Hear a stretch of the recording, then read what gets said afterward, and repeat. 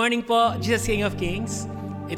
Nalulugod po kaming batiin kayo, kami pong worship team, ng maligayang Pasko. Merry Christmas po sa inyong lahat. What a day that the Lord po has given unto us. Can you imagine it po? Natapos na po yung 2021 and right now, we are celebrating our Jesus. Alam niyo po, yung po mga sa mundo, they're celebrating yung gifts. Alam ko po madaming napuyat dahil nagbukas po ng kanilang mga regalo, nag-Noche Buena. But right now po, we would like to take this opportunity to remember the reason for this season. And that is Jesus. Amen. So kung sakali man po kayo ay puyat, kayo man po ay kulang ng energy, just relax, just stand and just worship the Lord. And right now, we just give Him all the best, all the glory, and all that what is left sa atin. And alam ko po na the Lord will be glorified. Hallelujah. Can we all stand up? Can we give Him all the best praise today? Our Jesus. Hallelujah. Oh, happy birthday, Lord. We give you praise, God. Woo!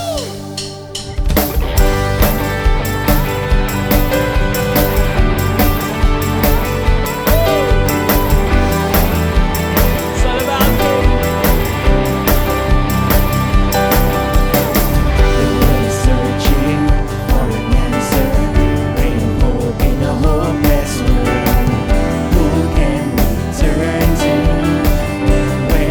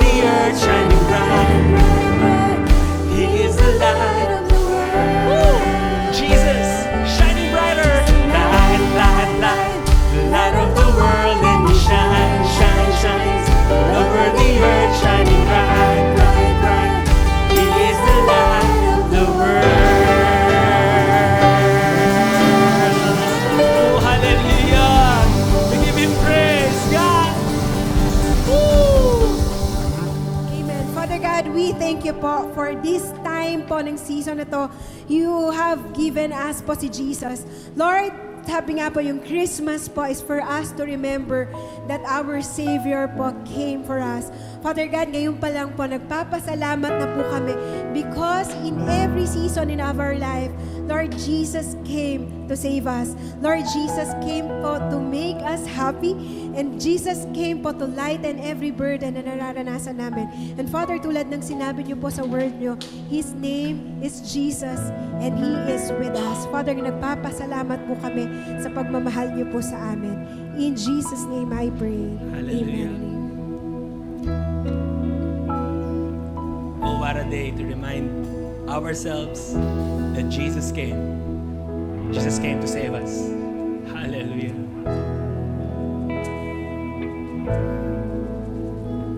What hope we hold is starlit night.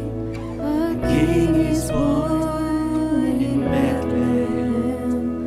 Our journey long we seek the light that leads to the hallowed manger ground.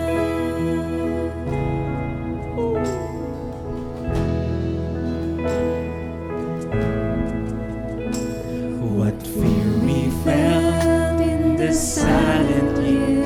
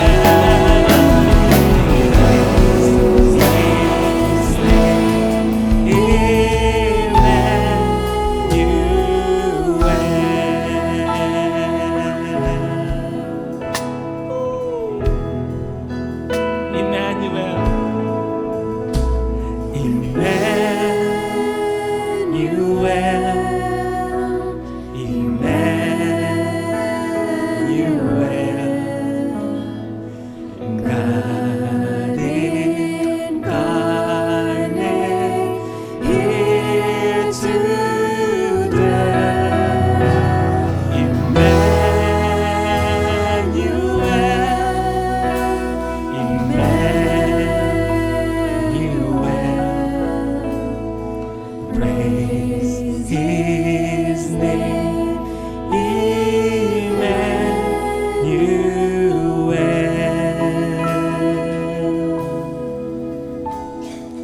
Praise His name, Emmanuel.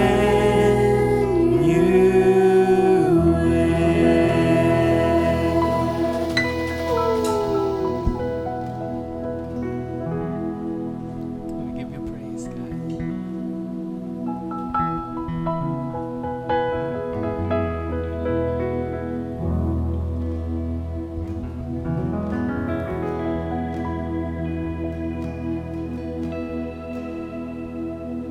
And oh, come, oh, ye faithful,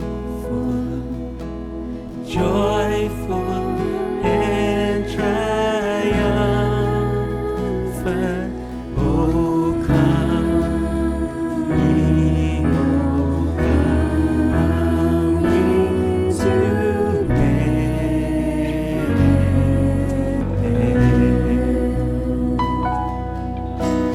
Come and behold Him, born the King of Angels.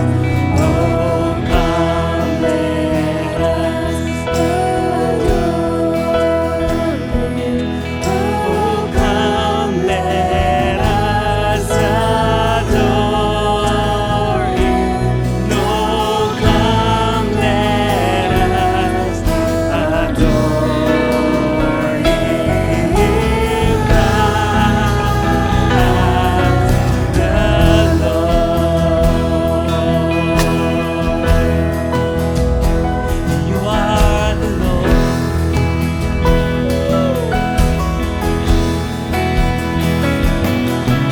Sing, choirs of angels, sing in exaltation. Oh, sing, all ye citizens of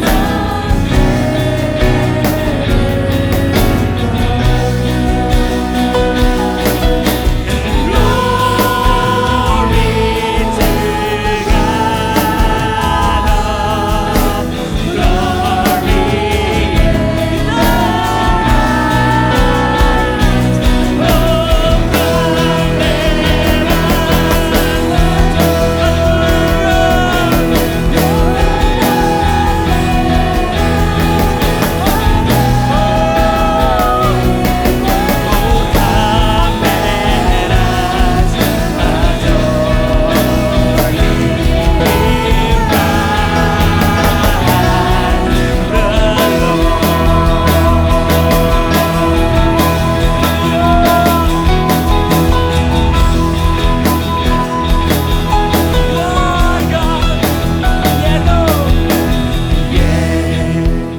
Lord, we greet Thee, born this happy morning. Oh, Jesus, to Thee all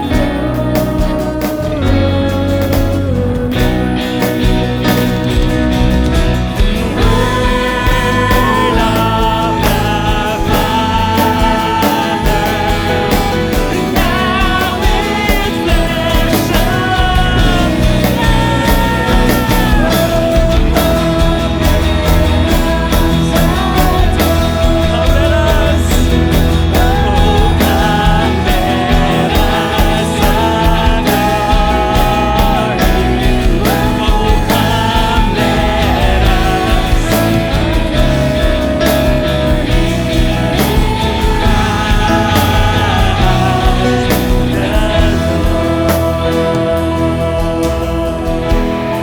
Come on, can we lift up our hands to Him? We adore our God, our Jesus today. You are the Lord, oh God. You are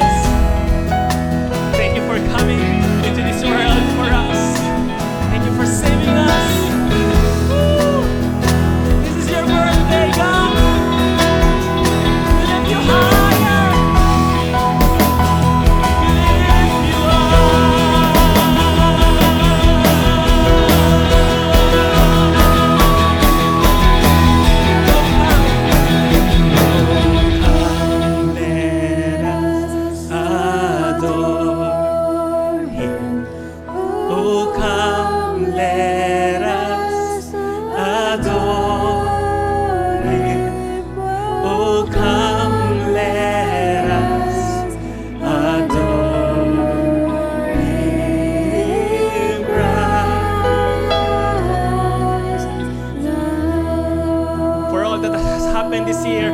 We give you all the glory. We give you all the glory. We give you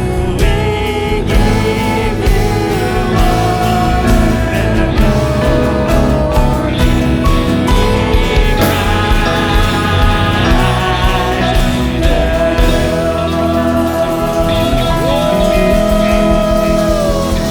Amen. Amen. Come on, church. Our Jesus deserves our praise. Oh, we give you all the glory, God. Woo. Alam niyo po, ayaw pa tumigil po nung puso ko. Just to declare, we give you all the glory. We give you all the glory. We give you all the glory. Christ the Lord.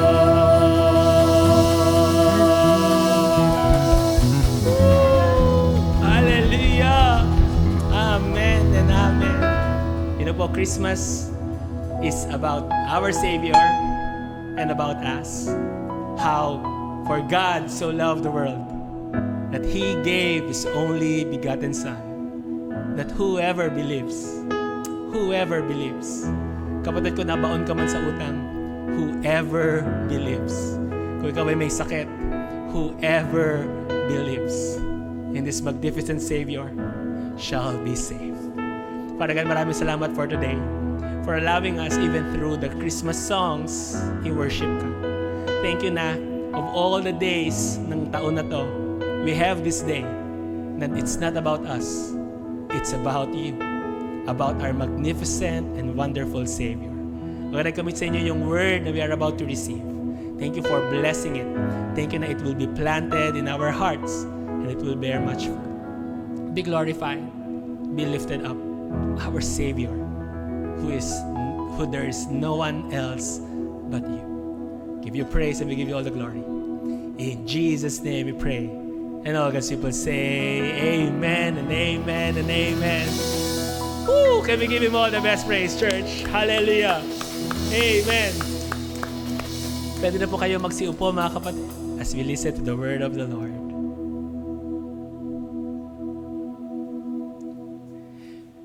Hallelujah. Magandang umaga muli sa inyo mga minamahal na kapatid sa Panginoon. This is a very wonderful day at naniniwala ko this is a day na talagang tayo ay dapat na mag-rejoice.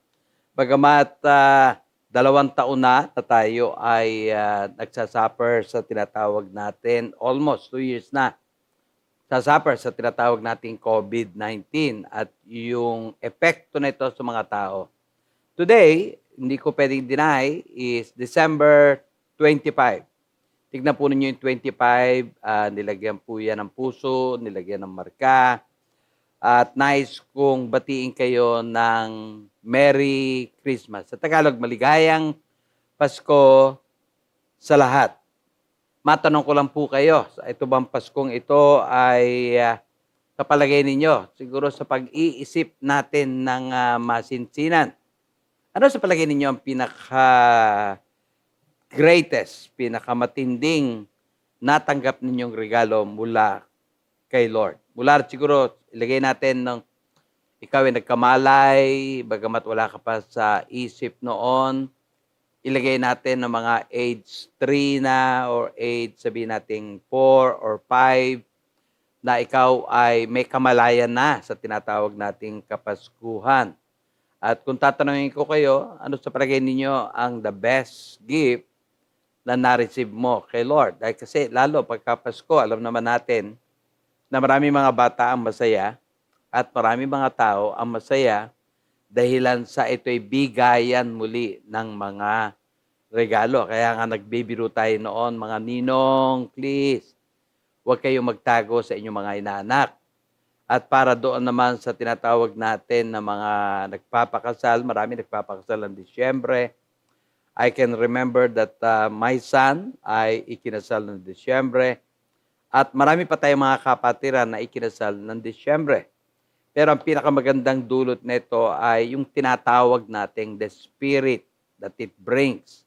Wala naman itong espiritu, pero yung panahon na dulot nito, kaligayahang dulot nito, at yung hindi natin pwedeng itatwa, hindi natin pwedeng i-deny. Iba talaga ang dating na kapaskuhan sa maraming mga tao. At tulad na lang ng aking anak na si Pastor Timothy. Itong kapaskuhan ito ay tumanggap siya ng bagong sasakyan at yung kanyang sasakyan ay talagang pwede ko sabihin pampamilya. Ika nga kasya silang lahat. I believe he is happy with that. Isa lamang po yan sa kanyang regalo na tinanggap itong Paskong ito. Ang akin naman pong anak na babae, si Grace, for your information, ay namanhika na ang pamilya ng kanyang nobyo na si Raymond. At last night, at naniniwala ako na ang ibig sabihin nito, by the year 2022, ang aking anak ay lalagay na sa tahimik. Sabi nga nung iba, sabi, lagay daw sa gulo. No, I don't think so. Because I really believe na ang pag-aasawa ay paglagay sa tahimik. At ako'y naliligayahan dahil kasi ito po yung taon na mararanasan ng aking bunso ang kalagayang yan. Sa kabuuan, I would like to inform all of you, for your information, sa kabuuan, sa Pasko ito, merong masaya. Merong mas masaya. At talagang sobrang saya. Ika nga ay ikinaligayan nila itong taong ito. Subalit, hindi ko din ho pwedeng i-deny. May mga tao na malungkot sa Kapaskuhan ito. Lalo po yung mga namatayan ng kanilang kamag-anak, ng kanilang kapamilya. I would like to tell you, parating sa inyo, my deepest condolences po sa inyo. Yung iba, marahil ay namatay sa COVID. Yung iba ay sa ibang karamdaman, may be connected with the COVID or hindi man COVID. Basta ito'y karamdaman na pwedeng sabihin po natin na kanilang nararanasan noon pa. At yung iba naman ay siguro, lalo po itong nakaraang araw, binagyo ang area sa Visayas Mindanao at nung bagyong ang pangalan ay Odette. Yung dumaang bagyong yon ay marami din po ang mga nasawi, marami din po ang nangamatay. Muli po, nakikiramay po ako 10 ng aking pamilya. We'd like to extend our condolences sa inyo at dalangin ko na kayo sa Kapaskuhang mga darating ay bigyan ng Panginoon ng kaligayahan. Kung natatandaan ko din po noon ang ating kapatid na George, na alala ko lamang po ay namatay noong Disyembre. At ang ilan naman ay may mga kakilala tayo namatay ng January 1 katulad ng kapatid na Menard, asawa po ni Angie. Uli po, pinaparating ko sa inyo ang aking pakikiramay. Matagal na po yun nangyari at sa kasalukuyan ngayon, may mga kapatid po tayo, kakilala tayo, na binawian ng buhay. Nagkataon pa itong buwan ng Disyembre at yung ilan ay buwan pagpasok ng bagong taon, January 1. Now, nabanggit ko lamang po ito para sa ganon ay ihanda kayo. At nais kong gamitin po itong pagkakataong ito para itanong sa inyo, sa palagay po ba ninyo, what is God's greatest gift to mankind?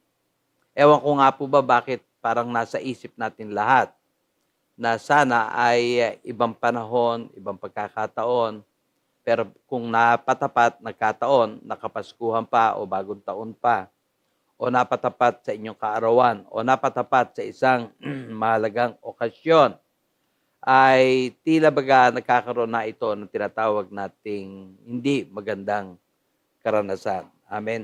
Sa ilang tao na tinatalakay ko po tungkol sa okasyong ito, kasi Kapaskuhan po ngayon. Today is December 25, 2021, Kapaskuhan sa taong 2021. Sa ilang mga tao, ay may mga inaantay po talaga mga regalo sa kanila. Kung matatanong po ninyo, ano ba ang pinaka-best na regalo na tinanggap mo para sa taong ito? It may be bahay at lupa, house and lot. Amen? At kung tumanggap kayo ng house and lot, God bless you. Isa yan sa blessing na binigay ng Lord sa iyo. Maybe may ginamit siyang ibang tao, kamag-anak. Well, again, I believe it came from the Lord. Kung yan ang pinakamatinding blessing sa iyo, God bless you. Sa iba naman ay bagong sasakyan. At isa din po ito sa tinanggap na blessing ni Pastor Timothy, my son, na tinanggap niya itong Kapaskuhan ito. Sa iba naman ay tungkol sa napakalaki, napakarami o limpak-limpak na pananalapi. Pera. Amen? Sa iba naman ay yung tinatawag nating katanyagan. Maybe siguro ikaw ay bagong artista, bagong nakilala, natuklasan na singer, at ikaw ay nagpapasimula na ang iyong katanyagan. At marami pa. But if you will ask me, today, Kapaskuhan ito, yung mga bagay na nabanggit natin ay mga bagay na mga material, mga bagay na tinatanggap ng mga tao dito sa lupa. Pero naniniwala ko na ang the best gift na pwede mong tanggapin ay walang iba kundi ang Panginoong Jesucristo. And I'm so thankful to the Lord dahil po kasi ako po ngayon ay ginagamit ng Lord at pumaparoon parito po sa tinatawag nating kabikulan. At halos linggo-linggo ay may mga kaluluwang tumatanggap sa Panginoong Jesus. And I'm so thankful to the sponsor na siya pong tinatawag nating ginagamit ng Lord. At kami po ng mga pastor, ako po isa sa mga pastor na nagpupunta sa Bicol upang sa ganon ay gamitin naman ng Panginoon upang magbahagi ng tinatawag nating mabuting balita. Ika nga po sa John 3:16, For God so loved the world that He gave His only begotten Son, that whoever believes in Him should not perish but have everlasting life. Pansinin po ninyo, God took the initiative. Kaya nakalagay yan, for God, sapagkat ang Diyos. Tapos ano yung kasunod? So love. Minahal niya. Sino? Ang tanong natin, the world, ang buong mundo. Paano niya in-express ang kanyang pagmamahal? That He gave His only begotten Son. Ibinigay niya ang kanyang bugtong na anak. At alam natin, kanino tumutukoy yan, walang iba kundi kay Jesus Christ. At ang sabi po doon, that whoever believes in Him, ang sino mang maniniwala sa Kanya, ay hindi mapapahamak, should not perish, but have everlasting life. I think and I believe in my heart that the best gift human being can receive tuwing Pasko, una sa lahat, walang iba kundi ang Panginoong Jesucristo.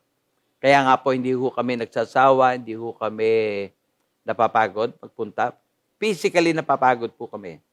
But spiritually speaking, nagbibigay sa amin ng grabing kaligayahan. And to know that a lot of people, ika nga sabi sa Biblia, isa man lamang kaluluwa ang tumanggap kay Jesus, marami ng mga anghel ang nagre-rejoice sa langit. And can you imagine, weekly, sa pagpunta po namin sa Bicol, ay may mga tao, at pwede kong sabihin 50 people, doon po sa grupo namin, ang siyang tumatanggap kay Jesus. So meaning, there is a rock and roll na nagaganap sa langit, basta ang isang kaluluwa ay nakakilala sa Panginoon Jesucristo. At yan po ngayon ang aking ginagawa, at yan po ngayon ang aking calling, pagpunta sa Bicol. Basta weekly, linggo-linggo, tuwing araw po na tinatawag po natin Biyernes, Sabado, Linggo, ay nandoon po kami upang ibahagi ang mabuting balita na pinadala ng Diyos sa atin through the Lord Jesus Christ. Tanong po natin, bakit nga ba si Jesus Christ ang greatest gift na ibinigay ng Lord sa atin? Well, actually, marami ho akong pwedeng sabihin sa inyo ngayon. Pero babanggit lang po ako ng ilan at naniniwala ako na ito talaga ay hindi pwedeng hindi ikaligaya, ikasaya ng mga tao. Hindi ko na nga po maipaliwanag sa inyo na halos lahat ng mga tao pagkatapos po nilang tanggapin, pe-present po natin ang gospel sa kanila. once na na-present ang gospel sa kanila, then I will do the invitation upang sila ay tumanggap. Because they need to know na ang pinaka-importante, hindi religion, pinaka-importante, hindi paggawa ng mabuti. Ang pinaka-importante, pinakamahalaga, ay yung malaman nila ang John 1:12. Na pagka ikaw ay nanampalataya sa Panginoong Jesus at ikaw ay tumanggap sa Kanya, ikaw ay binibigyan ng Diyos na karapatan maging anak ng Diyos. And every time that the invitation ay ginagawa, mga kapatid, sa totoo lamang po, bibihira po. At siguro normally 50 ang ini-invite namin. And normally 50 din po ang tumatanggap. Kung meron man pong hindi tumanggap na, sabihin po natin, tao, I can say only 48 pinakamababa na po yun. 48 ang tumanggap, may 2 hindi nakakilala. At yung nakaraan naman po ay 49, meron lamang 1. But all in all, to God be the glory. 50 people were invited, 50 people also accepted the Lord Jesus into their life. Kaya po natin nasabi na ito yung greatest gift na tinanggap ng tao. Dahil po si Jesus ang nagliligtas sa tao sa kanilang tinatawag po natin na kasalanan at mga kasalanan na gawa. Amen? Bago pa man po ipinanganak ang Panginoong Yesus, nagsabi na ang Biblia, kung natatandaan po nyo, sa Mateo 1:21, binanggit dito, and she will bring forth a son, that refers to Mary, and you shall call his name Jesus. So yan po, binigay na ang pangalan na dapat itawag sa kanya, for he will save his people from their sins. Now, please don't forget na ang kasalanan ay nagmula sa tinatawag nating kay Adan. Noong mamaya ikikwento ko po to na pinagbilinan ng Lord na wag nilang kanin yung tree of the knowledge of good and evil, pero nakain nila at doon na ho pumasok ang kasalanan. Now, balik po tayo. Matthew 1:21, in-announce na si Mary ay manganganak at ang pangalang itatawag sa kanya ay Jesus. Dahil kasi ililigtas niya ang mga tao sa kanilang kasalanan. Ito din po ang dahilan bakit sinabi ni Apostol Pablo sa 1 Timothy 1:15, this is a faithful saying and worthy of all acceptance, that Christ Jesus came into the world to save sinners. Very clear, klaro, maliwanag na maliwanag, kaya pala siya naparito para iligtas ang tao sa kanilang kasalanan. Now, matanong ko lang ulit, ibalik natin yung tanong. Why is Jesus the greatest gift? Naitanong na po ba ninyo yan? Bakit ba siya ang sinasabi natin ngayon na pinakamatindi, pinakamahusay, pinakamaganda, pinaka-the best gift na tinanggap ng tao? I can give you many reasons, but let me give you 2 reasons for today. 1, the first reason, because if we accept this gift, walang iba kundi si Jesus, it answers man's need and problem. Dahil itong regalong ito na ating tatanggapin, walang iba kundi nga si Jesus. Binanggit ko kanina, ang kailangan mong gawin ay maniwala, manampalataya at tanggapin. At pag tinanggap natin si Jesus bilang regalo, amen, sinasagot nito ang problema o pangangailangan natin. Kung maalala ninyo ang problema ng tao, ay walang iba kundi isa lang din po ito, kasalanan at mga kasalanan. Amen? Sin and sins. At balik ko lang po kayo sa alaala. Noong nilikha ng Diyos si Adan sa si Eva, ay binigyan sila ng kapamahalaan. At nung binigyan sila ng kapamahalaan ng Panginoon Diyos, ay mababasa po ninyo sa Genesis na napakaraming halaman at maraming hayop ang nandoon. Meron lamang isang tagubilin ang Panginoon Diyos na ibinigay sa kanila. Mababasa po ito sa Genesis 2:17. Ang pinagbili ng Panginoon, pwede nilang kanin ng lahat, pero wag lang nila kakanin ng ano. But of the tree of the knowledge of good and evil, you shall not eat, for in the day that you eat of it, you shall surely die. Very clear. Binanggit ni Lord na wag kakanin ang alin? Tree of the knowledge of good and evil, yan pong bilin ng Panginoon Diyos, sapagkat pag kinain nila ang tree of the knowledge of good and evil, yung bunga, for sure, definite ako dyan. At sabi ng Panginoon Diyos, for in the day that you eat of it, you shall surely die. Kaya pala, nung tinanggap natin si Jesus, take note, ito yung pasimula kung paano si Adan napahiwalay sa Diyos. Amen? Si Jesus din ang dahilan para mabalik tayo sa Diyos. Ito ang laging dahilan para sa ganon sila'y mamatay. Pero si Jesus din ang dahilan bakit tayo ngayon ay merong eternal life. Amen? Kaya pala, nung tinanggap mo si Jesus into your life, isa lang po yun, tinanggap mo. John 1:12, babasahin natin mamaya. Ang spirito mo ay nabuhay. Mababasa po ito sa Ephesians 2:1. And you he made alive.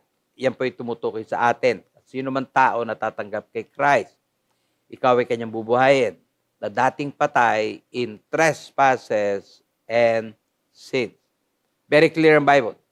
Kaya pala namatay si Adan. Kaya pala namatay ang mga tao dahil sa mga kasalanan. Kaya nga po ito pinakita ko sa inyo kanina, ang tungkol doon sa tinatawag natin na kasalanan, saka mga kasalanan. Yung kasalanan ay walang iba kundi yung prinsipyo ng pagkakasala na minana natin kay Adan, at yung kasalanan ay resulta ng tinatawag nating prinsipyo ng kasalanan na nasa atin. Ang solution po, walang iba, sa tinatawag nating sins. Ito po sa bandang kanan, nilakihan ko ng konti, pinalaki ko yan. Ang solution diyan po sa kasalanan ay walang iba kundi ang dugo ng Panginoong Jesus. Amen. When He died on the cross. Ang solution po naman para sa kasalanan na dumating kay Adan, naghari kay Adan, at ngayon ay naghahari sa mga tao, walang iba kundi ang krus. Kaya nga dito, binabanggit natin, di po ba yung I have been crucified with Christ. Kasama ka namatay.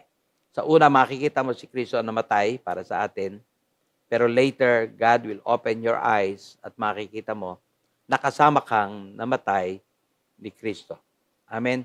Ginagamit mo ang dugo para sa kabayaran sa iyong mga kasalanan. At dahil sa dugo na ito na natagas doon sa Kalbaryo, doon po sa tinatawag nating krus, ang lahat ng ating kasalanan ay pinatawad. To God be praised. Kaya nga po, ito pa yung isang reason why Jesus is the best gift that we receive from God. Ito yung gift ng God for mankind. Pangalawang dahilan kung bakit nasabi natin na si Jesus Christ is the best gift because this gift brings many wonderful things in the life of a believer. Itong regalong ito ay nagdadala ng maraming mabuting bagay sa tumatanggap. Tayo po yung tumatanggap. Kaya nga po ito ay choice po ninyo. Magagawin po natin, ginawa po ng Lord sa akin noon, ng ilang mga tao, ibinahagi nila mabuting balita, I was listening, ako'y nakikinig, and then the invitation was made. Doon po ako tumanggap. Parang ganito din po yung ginagawa namin sa Bicol ngayon. I will preach, o kaya mag-a-assign po ako ng isang tao na magpipreach, at pagkatapos magturo tungkol ng Ebanghelyo, pinapakita natin na napahiwalay ang tao kay Lord, pinapakita natin na ang tanging daan papunta sa langit ay walang iba kundi si Jesus Christ. At pinapakita natin ang ginawa ni Christ. And then after that, gumagawa kami ng imbitasyon. That if you receive the Lord Jesus, yung spirit mo na patay ay kanyang bubuhayin. Ngayon, pag tinanggap mo si Christ, marami palang kasamang mabuting bagay doon sa pagtanggap natin kay Jesus. Imagine, ikaw ay wala kang kaalam-alam sa God, ikaw ay malayo kay God, ikaw ay talagang patuloy na nagkakasala, ikaw ay talagang may mga ginagawa na sabihin natin, gawa ng sanglibutan. But on that day na maituro sa iyo tungkol kay Kristo, amen, that very day, tinanggap mo siya, nanampalataya ka sa kanya, pinapasok mo siya, you receive many gifts. Isa po sa gifts na tinanggap natin that day, take note, you become His child. Lagi, anak ka ng Diyos. John 1:12. But as many as receive Him, to them He gave the right to become children of God to those who believe in His name. Actually, for your information po mga kapatid, pag wala ka pa pala kay Kristo, hindi mo pa pala tinatanggap si Kristo sa iyong puso, ikaw pala ay anak ni Satanas. Mababasa mo ito sa John 8:44. Basahin ko. You are of your father, the devil, and the desires of your father you want to do. He was a murderer from the beginning and does not stand in the truth, because there is no truth in him. When he speaks a lie, he speaks from his own resources, for he is a liar and the father of it. Maliwanag po sabi ng Biblia, tayo daw ay anak ni Satanas. Ang kausap po dito ng Panginoon Jesucristo ay mga Hudyo. Ang kausap po niya dito ay mga reliyosong tao. Mga tao na nagtuturo tungkol sa kanilang religion. Mga tao na talagang sila po ay ika nga nila, may takot sa Diyos, sumasamba sa Diyos. Pero ang sabi ho, maliwanag ng Bible, ang mga taong reliyosong yon, mga taong may takot sa Diyos na yon, ay mula sa kanilang ama na demonyo. Amen. So ito po yung una. Can you imagine?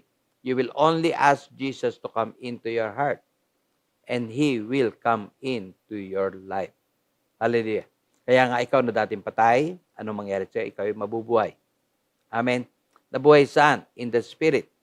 Kaya nga sila Adan, nung kinain nila yung prutas, namatay sila. Sabi ng Bible, huwag niyong kakanin ng prutas na yan, dahil pag kinain yung prutas na yan, kayo'y mamatay. And they died spiritually. Amen. So maraming taon ang inantay ng Panginoong Hesus. Dumating po siya dito, nabuhay, pinanganak ni Virgin Mary, at pagkatapos nagministeryo, at nung siya po ay yung taktang oras, pinagkanulo ni Judas, at pagkatapos ay nilitis, at pagkatapos siya po ay nahatulang ng kamatayan, namatay po siya doon sa krus. At nung mamatay po siya sa krus, inopen po niya ang way para ang tao ay makabalik sa ating Diyos. Ang tanging gagawin lang ng tao, walang iba kundi manampalataya, maniwala sa Panginoong Jesucristo. And the very day na gagawin mo yon, that day, ikaw ay laging kanyang anak.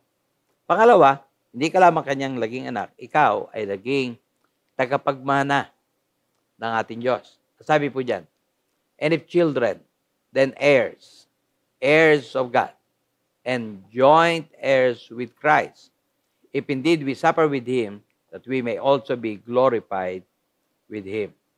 Hindi lamang po tayo tagapagmana, tayo po ay kasamang tagapagmana ni Kristo. And I like that idea.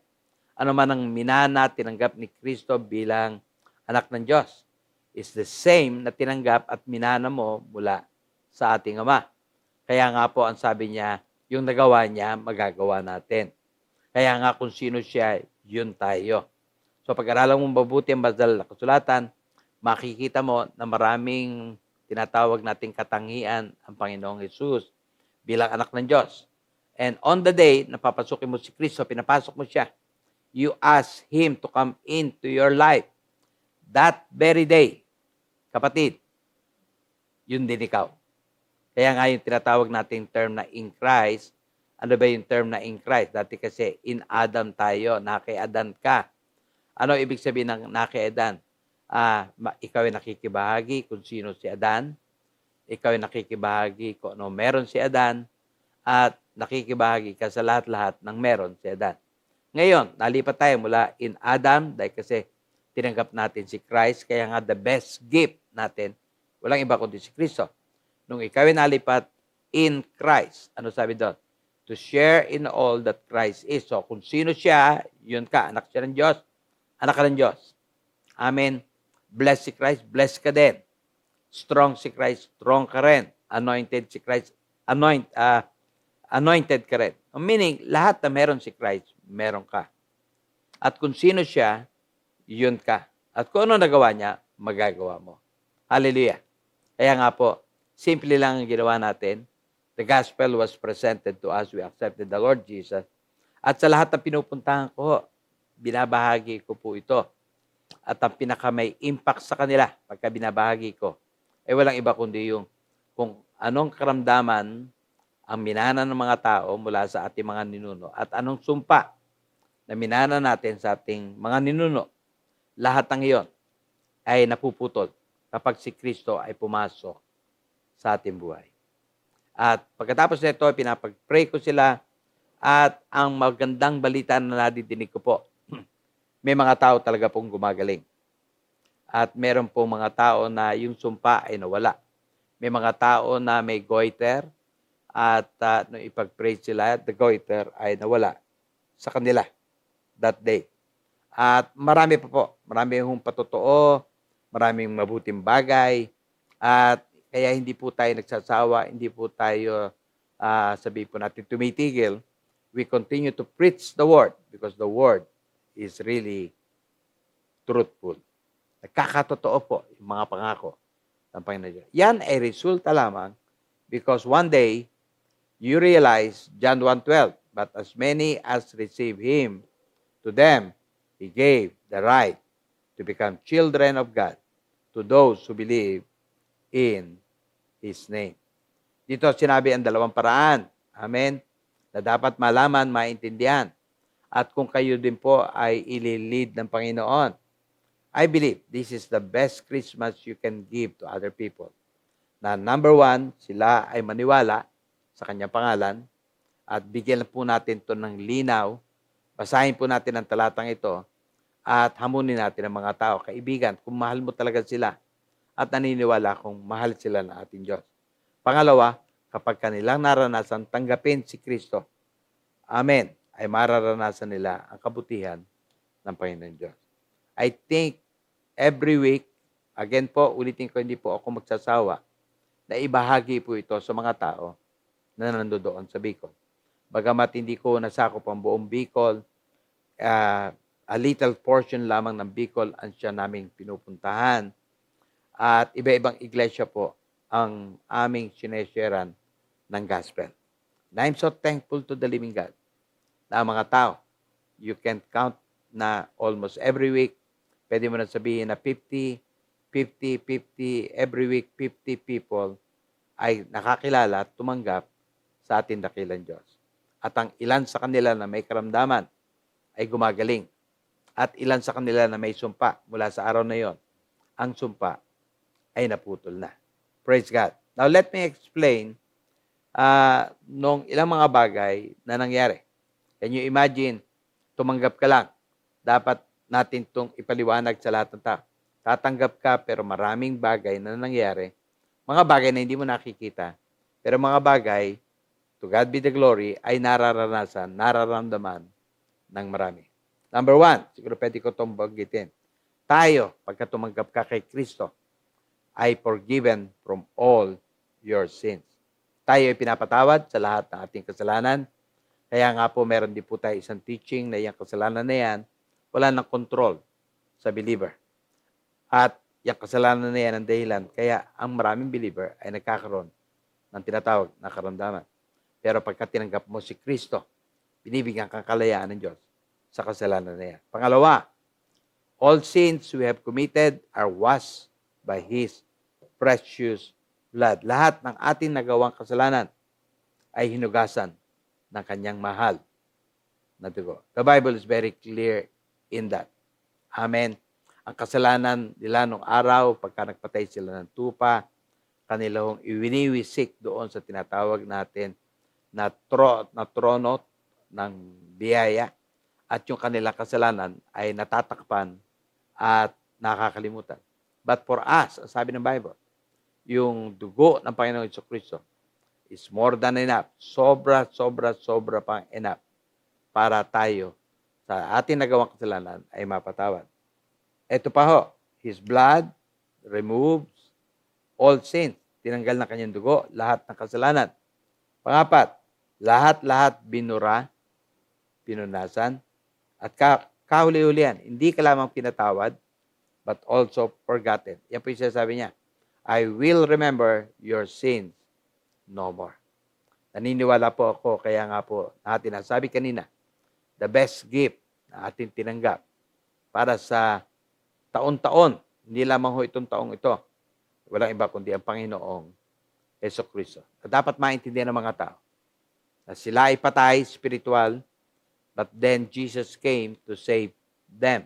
Kaya nga po yun yung unang puntos na binabanggit natin. Naparito siya para tayo patawarin sa ating kasalanan. Yan po yung una. Pangalawa, naparito siya para bigyan tayo ng buhay. Pinapaliwanag po natin sa mga tao that the kind of life na ibinubuhay nila ay hindi yun ang gusto ng ating Diyos. Kaya nga pag pinapasok nila si Kristo, pinapalitan nila ang buhay mo.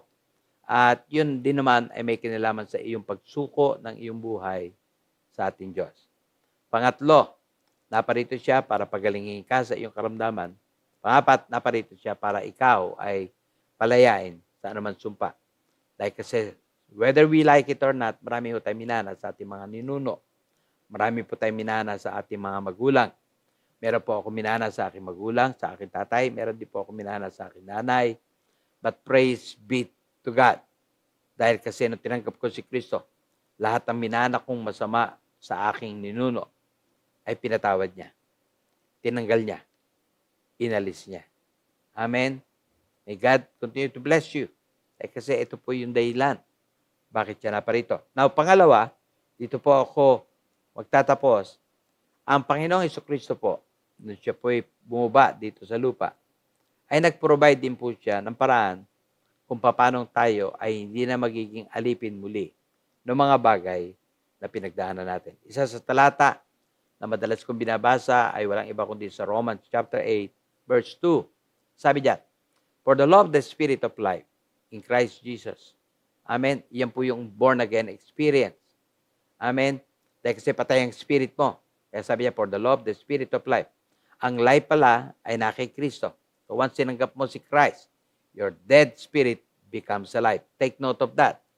For the law of the Spirit of life in Christ Jesus. Amen. Na kay Kristo ang law of life. Na kay Kristo ang buhay.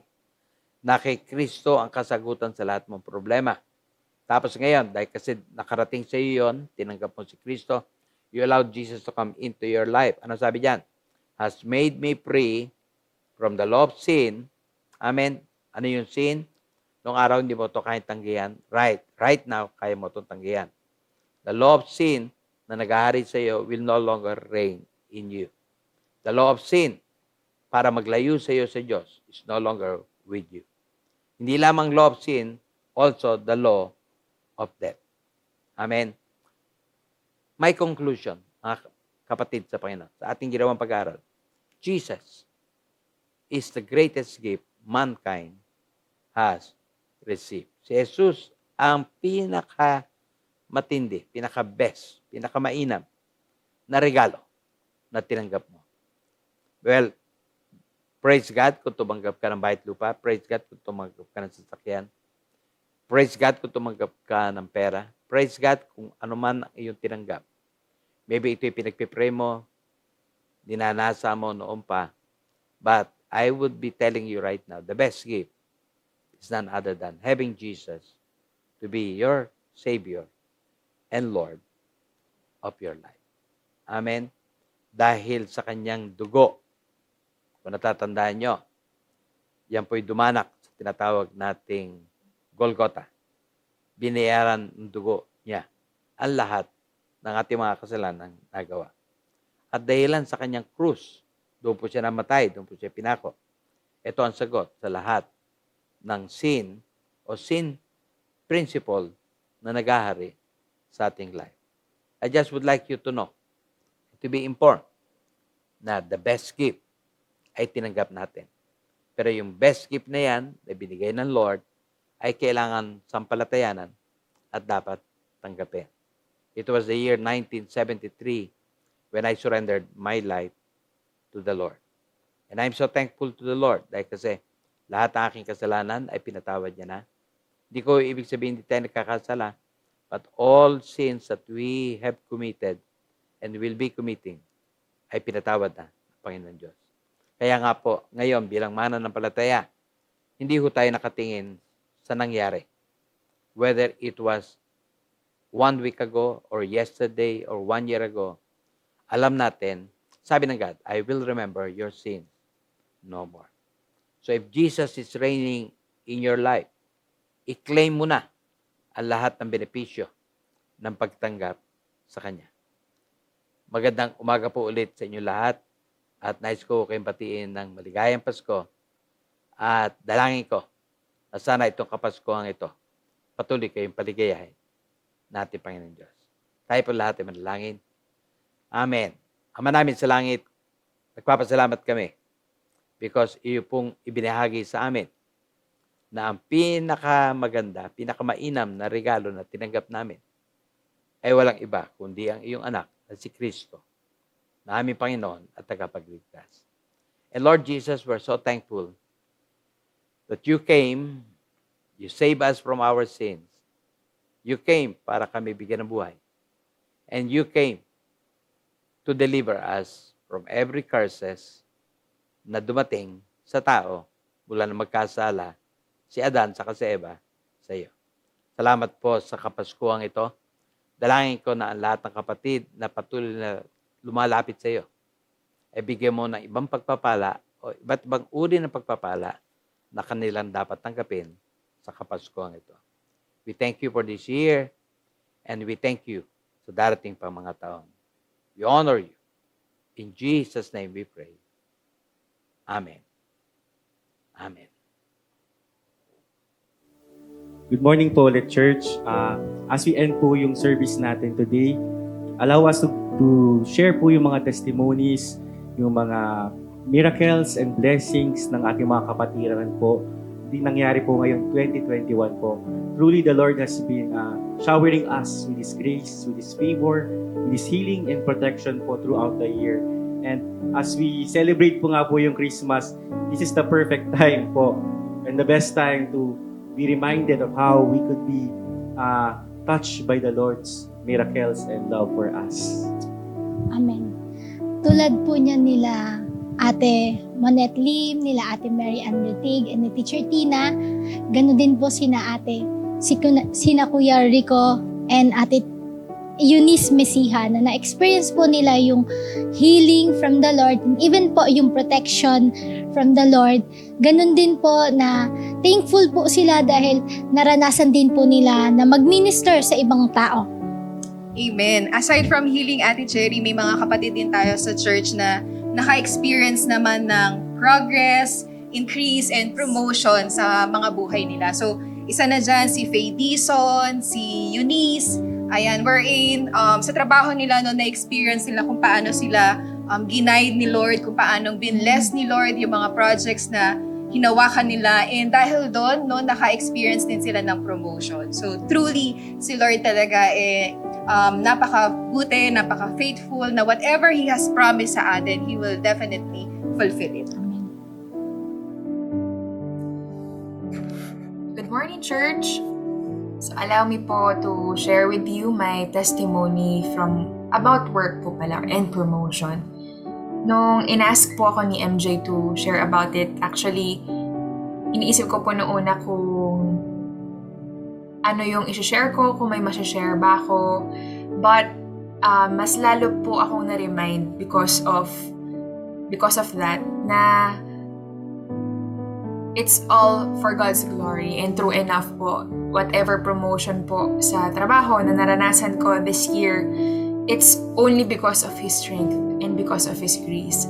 Kasi po, alam niyo naman po yung personality ko for those na nakakakilala sa akin, no? Ngayon po na naririnig niyo ako, hindi po, I don't have the quality or qualities of a leader. I don't have that strong personality or charismatic na skills when it comes to speaking, but true enough, when this opportunity po, itong promotion po was offered to me, nakatulong po sa akin ng sobra yung mga devotion sa Joshua na group chat, lalong-lalo na po yung word ni Lord na nire-release niya sa church every Saturday and Sunday. And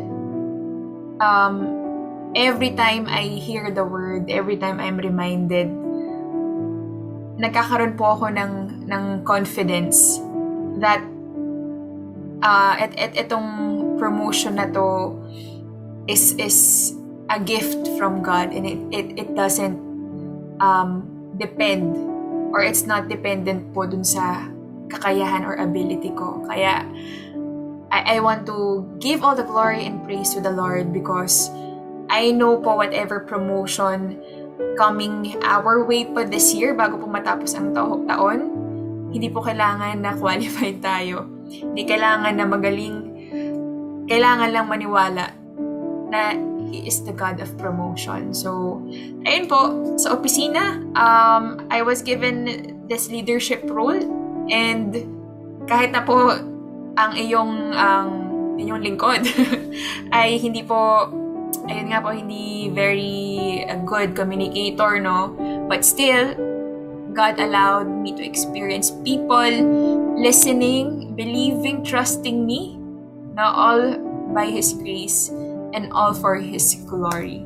So, yun po ang aking testimony for this year, because God is a God of grace and He is a God of promotion.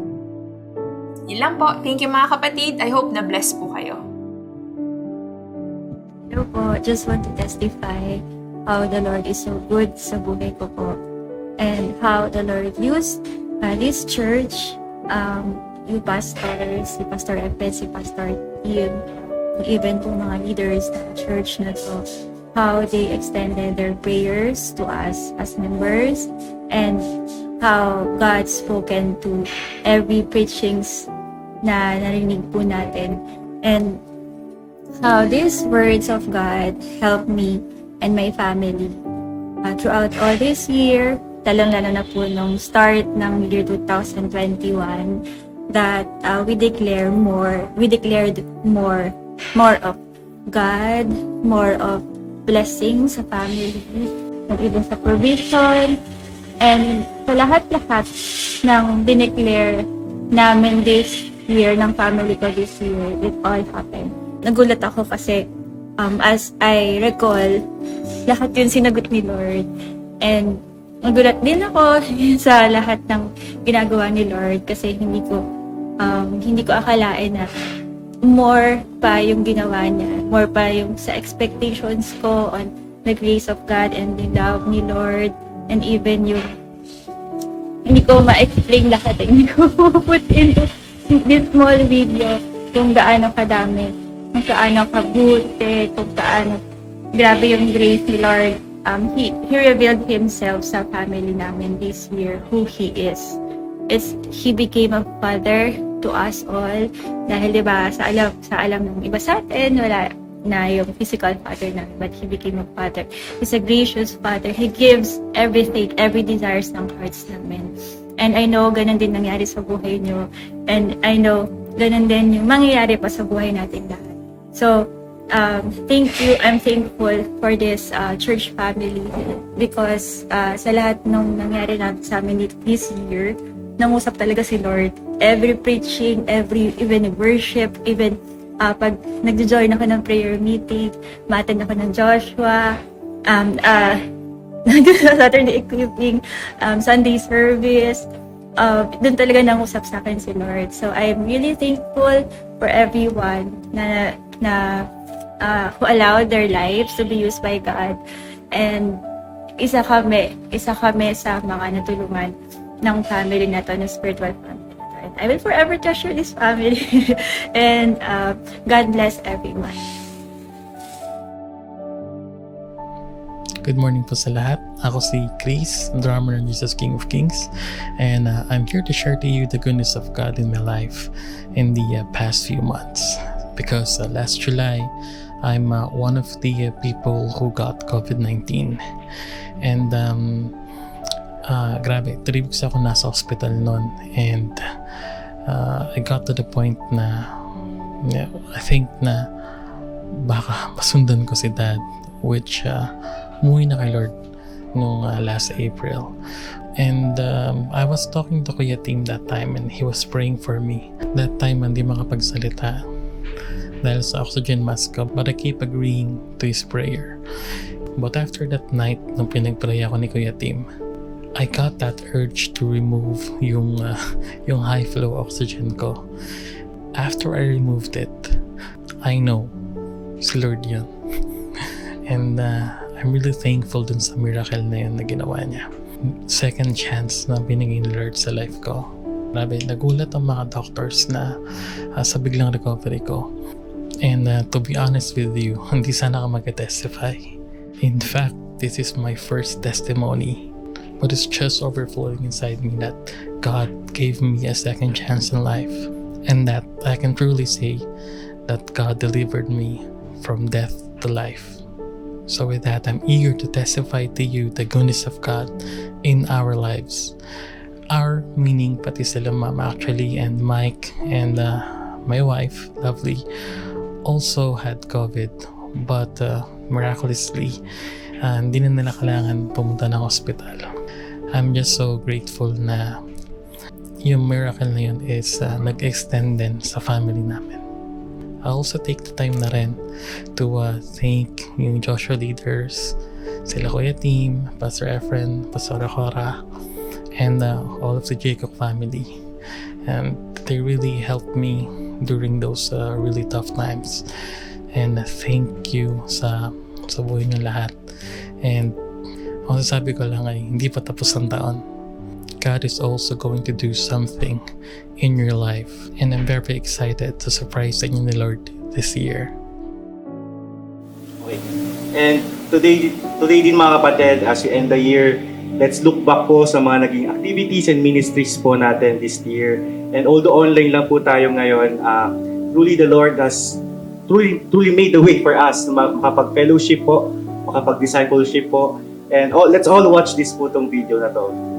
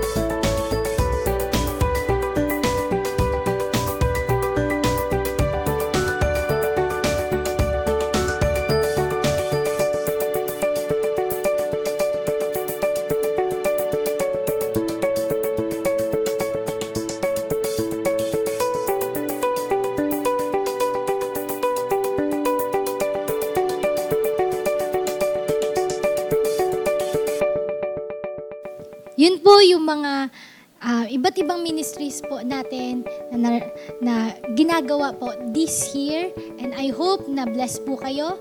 And thank you so much, church. God bless all. God bless and have a great week po.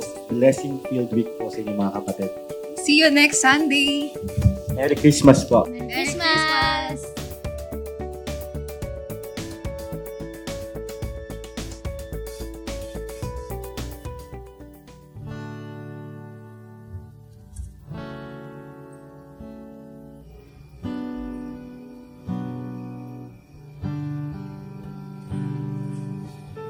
Miracles when you move, such an easy thing for you to do. In your head is moving right now. You are still showing up at the tomb of Lazarus, and your voice is calling me out right now. And I know you're able.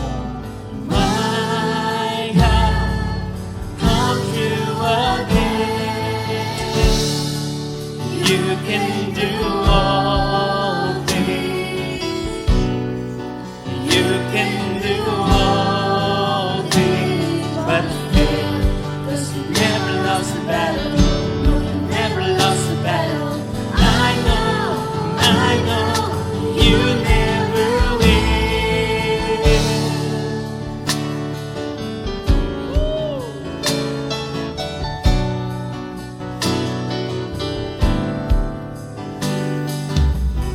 Everything's possible by the power of the Holy Ghost.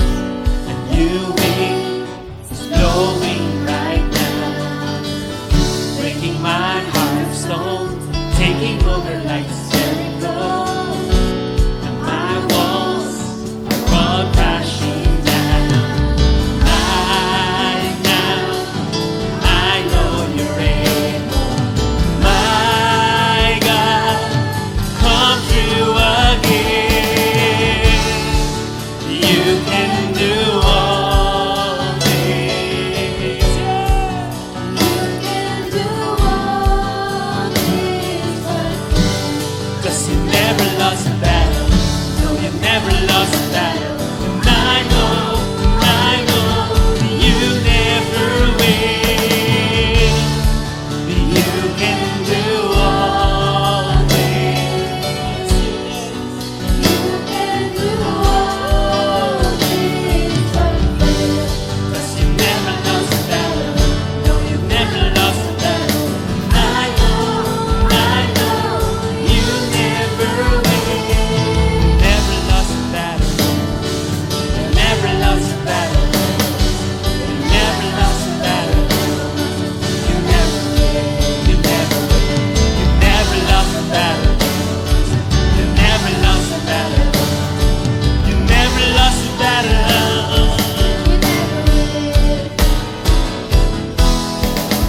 You can do all things.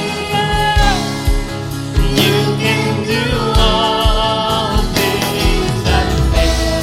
'Cause you never lost a battle. No, you never lost a battle. And I know you never will. You can do all things. You can do all things but fail. 'Cause you never lost a battle.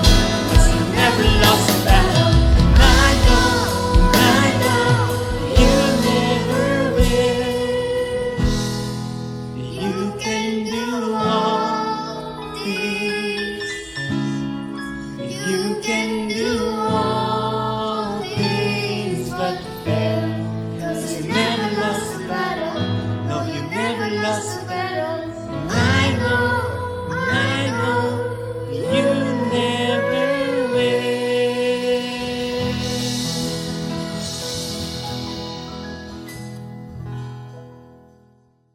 Can we all stand up? Can we give him all the best praise today? Our Jesus.